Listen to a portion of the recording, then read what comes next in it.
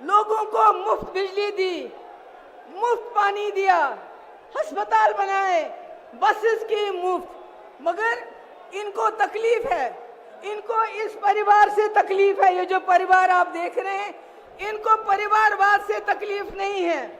अगर परिवारवाद से तकलीफ होती तो ज्योतिरादित्य सिंधिया को नहीं लेते, अगर परिवारवाद से तकलीफ होती तो जतिन प्रसादा को नहीं लेते, मिलन देवरा को नहीं लेते, राजनाथ सिंह का बेटा पॉलिटिक्स में नहीं होता। इनको तकलीफ है एक, अगर आज भी आदित्य ठाकरे जी बीजेपी में चले जाते हैं तो फिर परिवारवाद नहीं है। इनको एक परिवार से सबसे ज्यादा तकलीफ है, और वो परिवार जिसने इस देश के लिए जेल में गए, कुर्बानियां दी, इस देश को बनाया। गांधी नेहरू उस परिवार की बात करते हैं।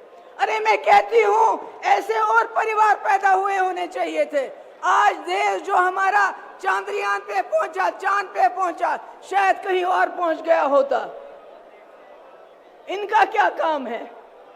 इनका काम है, इन्होंने कहा, हम सवाल पूछते हैं, आपने कहा 2 करोड़ नौकरियां देंगे, नौकरियां नहीं दी, बल्कि यहाँ के नौजवानों के हाथों में लाठी दी, जबान पे नारा दिया, कभी देश का कभी धर्म का, बोला जाओ मारो, लिंच करो, शक्ल देखो, क्या खाता है, क्या पहनता है, दाढ़ी कितनी लंबी है।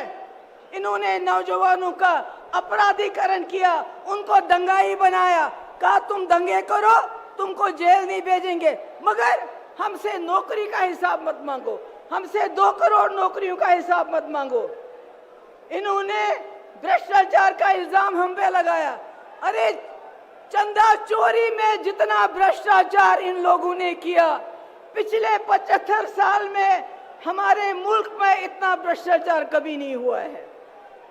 ईडी के जरिए वसूली की, इन्होंने इनकम टैक्स के लिए जरिए वसूली की, ये सबसे भ्रष्ट सरकार है। आज हम यहाँ पर इसलिए जमा नहीं है कि हमने केजरीवाल जी को, अपोजिशन को बचाना है, नहीं, आज हम संविधान को बचाने के लिए यहाँ हैं। उस संविधान को जिसने आपको वोट दिया है, उस वोट से जिससे आप अपनी सरकार चुनते हैं, अगर आज आप नहीं जागे तो आपके वोट की कोई कीमत नहीं हुई। ये पहली बार हो रहा है हिंदुस्तान में, इलेक्शन से पहले ही इलेक्शन को रिग किया जाता है अपोजिशन को जेल में डाल के। मेरी आखिर में आप सबसे गुजारिश है, हमारे इंडिया अलायंस के पास टीवी नहीं है, अखबार नहीं है, फेसबुक नहीं है, यूट्यूब नहीं है, इनके पास सब कुछ है, गोदी मोदी सारा मीडिया। इसलिए मेरी आपसे गुजारिश है, हमारा मीडिया, हमारा अखबार, हमारा फेसबुक आप लोग हो, आप लोगों को जाके लोगों को समझाना पड़ेगा कि केजरीवाल जी हो, हेमंत सोरेन जी हो या कोई और हो, वो जेल में इसलिए है, वो संविधान को बचाना चाहते हैं, आपके वोट को बचाना चाहते हैं। बहुत बहुत शुक्रिया। बहुत बहुत धन्यवाद महबूबा मुफ्ती जी। अब मैं इस श्रृंखला में